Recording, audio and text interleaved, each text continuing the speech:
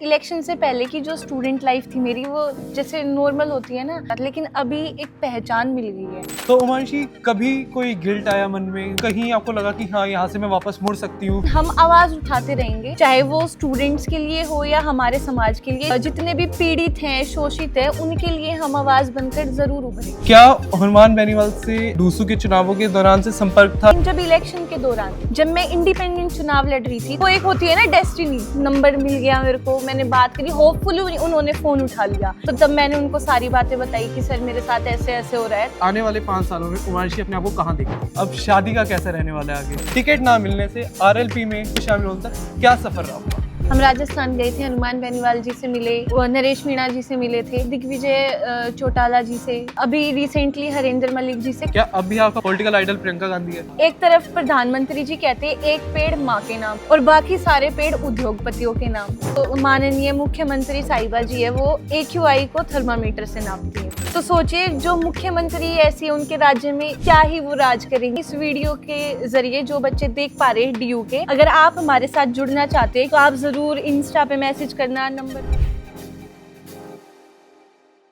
तो कैसी है उमांशी जी? मैं बिल्कुल अच्छी हूँ भाई। तो कैसा चल रहा है अब सब कुछ? इतना कुछ होने के बाद आज आप एग्ज़ाम देने आए, हमने देखा आप एग्ज़ाम दे के निकले अभी, तो मन किया कुछ आपसे थोड़ी बहुत बातें की जाए, थोड़ी बहुत आपसे चर्चा की जाए कि पिछले कुछ महीनों में, आने वाले कुछ महीनों में क्या क्या हुआ या क्या क्या होगा। तो अभी कैसा चल रहा है सब? अभी तो सब ठीक चल रहा है, मतलब एक पहचान मिल गई है। जितने अभी महीने गए हैं जो हमने संघर्ष किया था, तो एक पहचान तो मेरे को मिल गई है। जैसे आज आपने मेरे को देखा कि दीदी आप एग्ज़ाम देने के लिए आई हो, तो मतलब ऐसे अच्छा लगता है। हम अपनी स्टडी भी साथ साथ कर रहे हैं और अपना एक्टिविज्म को भी ऐसे ही वो करेंगे। कुछ फ़र्क पड़ा चुनावों से पहले की लाइफ में, चुनावों के बाद में? अब जैसे मैं आपसे मिला तो मैं अब रुका, काफ़ी लोग आते होंगे आपसे मिलने, रुकने, मिलने, फ़ोटो खिंचवाने, या जब आप एग्ज़ाम सेंटर जाते हैं तो वहाँ पे क्या माहौल रहता है? नहीं, मतलब इलेक्शन से पहले की जो स्टूडेंट लाइफ थी मेरी, वो जैसे नॉर्मल होती है ना, कि आ गए, पढ़ लिए, मौज मस्ती कर लिए अपने दोस्तों के साथ। लेकिन अभी एक पहचान मिल गई है। जो हमने जो अपना संघर्ष किया था ना, तो अब लोग पहचानने लगे हैं और काफ़ी सारे बच्चे मिलते हैं। फ़ोटो वोटो का तो क्या ही है, सब हमें एक जैसे ही हैं, लेकिन उनको भी देख के अच्छा लगता है और एक मोटिवेशन मिलती है। और कितनी सारी लड़कियां तो मेरे को अभी मिलती है, दीदी मैं आपसे बहुत ज़्यादा मोटिवेट हूँ, दीदी आपने ठीक किया, आप लड़े, तो अच्छा लगता है। तो उमांशी, कभी कोई गिल्ट आया मन में, या कहीं आपको लगा कि हाँ यहाँ से मैं वापस मुड़ सकती हूँ? वापस मुड़ना चाहा हो आपने कभी? नहीं, वापस तो मैंने कभी नहीं मुड़ना चाहा। कभी पीछे मुड़ गए? कभी नहीं? नहीं, मेरे को ऐसा फील भी नहीं हुआ कि मैंने कुछ गलत किया है। तो आपके घर वालों ने भी नहीं बोला कि अब आप एक लड़की हैं?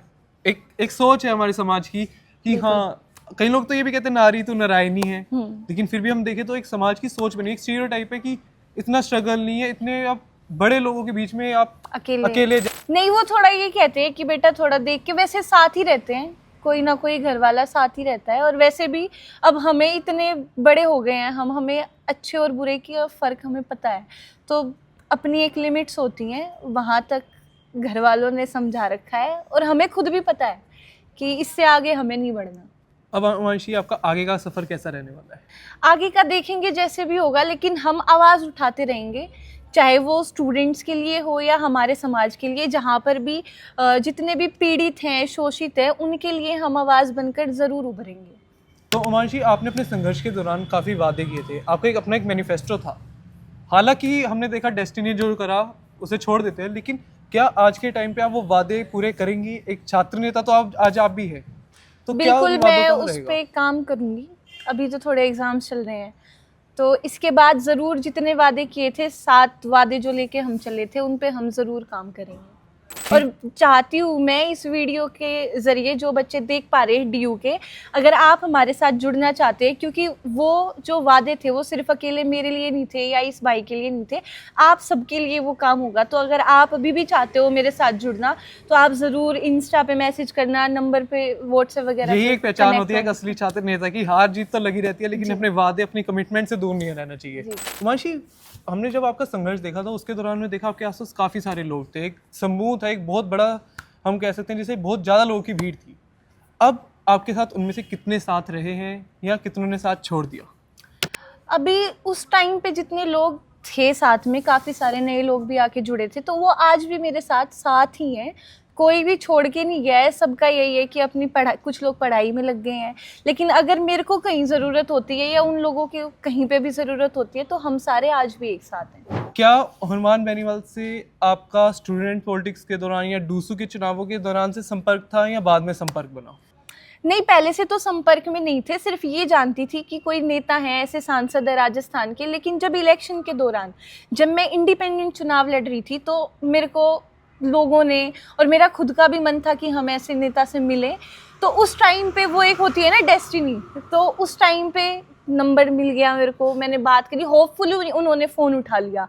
तो तब मैंने उनको सारी बातें बताई कि सर मेरे साथ ऐसे ऐसे हो रहा है, तब उन्होंने अपना आशीर्वाद दिया। उमांशी, हनुमान बेनीवाल को राजनीतिक रूप में तो हर एक बंदा जानता है, मेरे ख्याल से कोई ही होगा जो उन्हें नहीं जानता। व्यक्तिगत तौर पे वो कैसे इंसान? बिल्कुल, जैसे मेरे साथ बताऊं, मेरी फैमिली के साथ तो बहुत अच्छे रिलेशन है, बहुत अच्छे इंसान है वो। हमेशा मतलब जब भी हम बैठते हैं, बेटा हमारे समाज में ये चीज़ें हो रही हैं, मतलब उनके दिमाग में ना ये समाज सेवा ही रहती है कि मैं पता नहीं क्या कर दूं अपने लोगों के लिए। वो पूरे, ये नहीं कि सिर्फ राजस्थान के, वो पूरे देश को अपना परिवार मानते हैं। उमांशी, नेशनल पॉलिटिक्स की बात करी अभी हमने, है ना, तो कहीं से कोई आपको ऑफर आया हो? ऑफर तो आते ही रहते हैं, हमें किस तरफ जाना है या हमें क्या करना है वो तो हम पे डिपेंड करता है। कुछ ऐसा स्पेसिफिक आप बताना चाहे किन किन का ऑफर आया? नहीं, वो तो मतलब अच्छा है कि अब सब लोग पहचान रहे हैं कि बच्चे ने मेहनत करी है, तो वो अब सभी चाहते हैं कि बच्चे की मेहनत खराब ना जाए, तो वो सभी अभी तो हर जगह ऐसे ऑफर आते हैं। आने वाले 5 सालों में उमांशी अपने आप को कहाँ देखती है? अपने आप को मैं जनता के बीच में सेवा करते हुए देखना चाहूँगी कि जितने भी लोग हैं उनके साथ कुछ गलत ना हो, जहाँ पर भी कुछ गलत हो रहा है हम उनकी आवाज़ बन सके, किसी के साथ अन्याय हो रहा है न्याय के लिए उनके साथ खड़े हो सकें और अपने समाज के लोगों के लिए कुछ बेहतर कर सकें। उमांशी, ये तो सब चुनावों की बात हो गई, अब चुनाव खत्म हो गए, हम भी इससे आगे बढ़ जाते हैं। अब शादी का कैसा रहने वाला है आगे? अभी तो मैं बहुत छोटी हूँ, अभी तो हमें बहुत सारे काम करने हैं अपने समाज के लिए। शादी का भी देखेंगे, वो भागी थोड़ी जा रही है, वो तो लड़की है, उसके जीवन में शादी तो होनी ही है। क्या इंटरेस्ट आपके, क्या आपकी हॉबीज है, थोड़ा बताइए। हॉबीज़ का तो देखो यही है कि मेरे को तो पसंद है कि मैं जितने हो सके ज़्यादा से ज़्यादा लोगों से इंटरेक्ट करना पसंद करती हूँ, क्योंकि ना वहाँ से हमें और भी काफ़ी चीज़ों के बारे में पता चलता है। और मतलब एक्सट्रोवर्ट टाइप है थोड़े? जी। तो स्कूल लाइफ में भी आप ऐसे थे कि स्कूल लाइफ में कुछ अलग उमांशी थी, आज कुछ अलग उमांशी? स्कूल लाइफ कैसी थी आपकी? स्कूल लाइफ भी बहुत अच्छी थी, मतलब ये था कि ये थोड़े ज़्यादा ही गुमसुम होते हैं ना, ऐसे नहीं थे जैसे नॉर्मल स्टूडेंट्स होते हैं ना, शरारती भी, जल्दी रोने लग जाए, टीचर्स को भी परेशान करते रहते थे कि मैम ये करा दो, स्पोर्ट्स का पीरियड है तो हमें ग्राउंड में लेके जाओ। स्पोर्ट्स में इंटरेस्ट था आपको? स्पोर्ट्स में यही था कि स्कूल लाइफ में तो खो खो वगैरह ये सारी चीज़ें खेलते ही थे।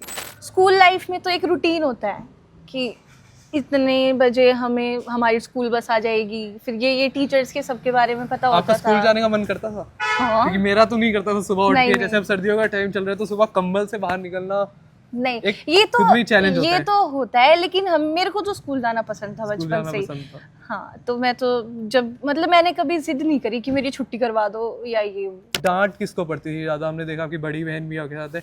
ज़्यादा डांट पड़ती थी मेरे भाई को। आपके भाई को? मेरा भाई है छोटा, मतलब तीनों को ही बराबर डांट पड़ती है। प्यार ज्यादा किससे करते थे? मम्मी पापा तीनों को ही प्यार करते हैं। वही है ना कि जब छोटे थे ना तब लड़ते थे कि आप तो भाई से ज़्यादा प्यार करते हो, आप बहन से ज़्यादा प्यार करते हो, लेकिन थोड़े बड़े होते हैं ना तब पता चलता है तो कि कॉलेज पेरेंट्स के लिए सब सेम होते हैं। तो नॉर्थ कैंपस में कुछ ऐसी स्पोर्ट्स जहां आप जाया करते थे, जहाँ पे आप हैंग आउट करने जाते थे, दोस्तों से बातें करने जाते थे?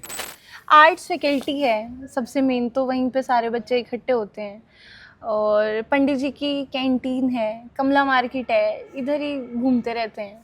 उमांशी, हमने आपकी एक वीडियो देखी जिसमें आप रो रहे थे, या जब टिकट फाइनल हुई थी उसके बाद अचानक से हम देखते हैं कि आप आरएलपी में शामिल होती हैं। उस बीच का जो सफ़र रहा, कैसे आप मूव ऑन करके आगे निकले, टिकट ना मिलने से आरएलपी में शामिल होने तक क्या सफ़र रहा आपका? इलेक्शन तो हमने लड़ ही लिया था, उसके बाद यही था कि हम सब लोगों से मिल रहे थे जिनने हमारे इतनी हेल्प की थी। हम राजस्थान गए थे, हनुमान बेनीवाल जी से मिले, नरेश मीणा जी से मिले थे, और फिर यहाँ पे आके दिग्विजय चौटाला जी से, उन भैया ने भी काफ़ी हेल्प की थी। अभी रिसेंटली हरेंद्र मलिक जी से, काफ़ी लोगों से सबसे मिल रहे थे। तो उस दौरान भी मेरे पास स्टूडेंट्स की काफ़ी सारी मतलब प्रॉब्लम्स आ रही थी कि दीदी जैसे अभी एग्जामिनेशन का इतना बड़ा मुद्दा चल रहा था कि फीस कट रही है, बच्चों की एडमिट कार्ड नहीं मिल रहा, किसकी अटेंडेंस पूरी है उसको भी एडमिट कार्ड अलॉट नहीं कर रहे थे। तो उन चीज़ों पे भी आज भी बच्चों की कॉल आती है। और एकदम से आरएलपी में एकदम से तो नहीं गए हैं वो, मतलब ये था ना कि हम मिल रहे थे हनुमान बेनीवाल जी से, और जिन जिन लोगों ने मेरे को सपोर्ट किया है उन सबको अपना परिवार मान के उन सबके साथ हमेशा ही खड़े रहेंगे। चुनावों के दौरान मैंने आपसे जब मिला था, मेरा आपसे एक सवाल था कि आपका पॉलिटिकल आइडल कौन है, तो आपने उस समय बोला था प्रियंका गांधी। क्या अब भी आपका पॉलिटिकल आइडल प्रियंका गांधी है?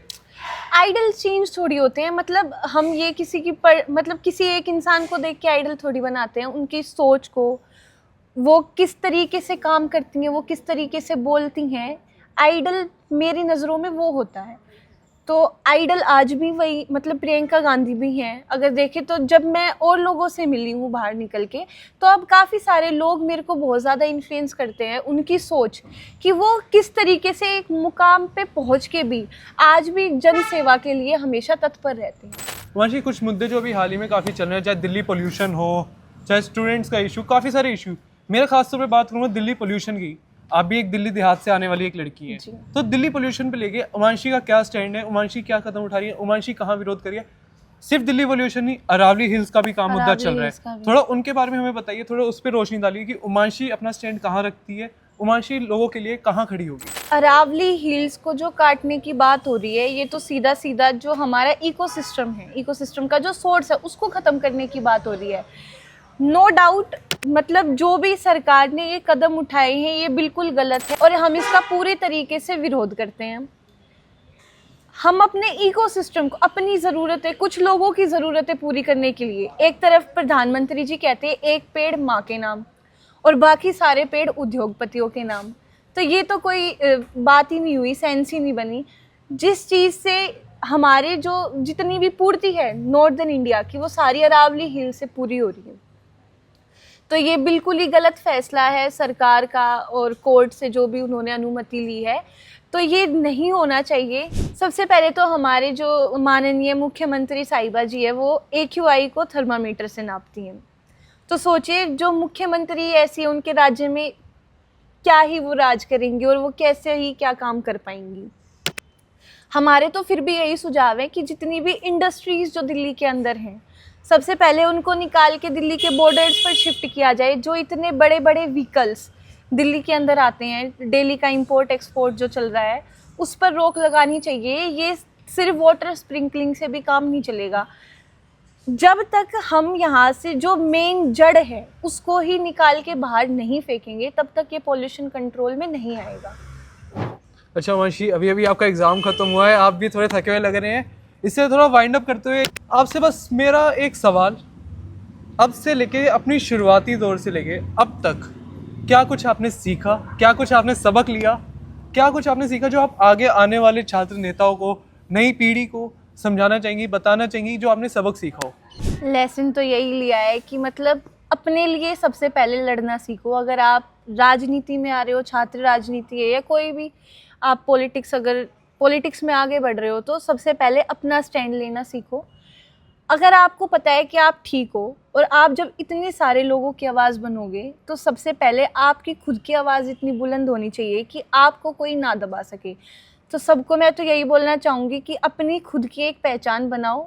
जितने भी जो स्टूडेंट पॉलिटिक्स में है वो स्टूडेंट्स के लिए काम करते रहो, और मतलब उन सब के अंदर ना भूख होनी चाहिए जन सेवा की, ये नहीं कि लूटने की सोच नहीं होनी चाहिए। चलिए उमांशी, काफ़ी अच्छा लगा आपसे बात करके। आशा करते हैं कि इतने काफ़ी कुछ स्ट्रगल के बाद भी आप आज ऐसी खड़ी हैं, बिल्कुल सब कुछ से मूव ऑन करके। आशा करते हैं कि आगे की जो फ्यूचर की पॉलिटिकल जर्नी है वो भी एक बहुत सक्सेसफुल जर्नी रहे। चलिए, धन्यवाद उमांशी। थैंक यू भाई।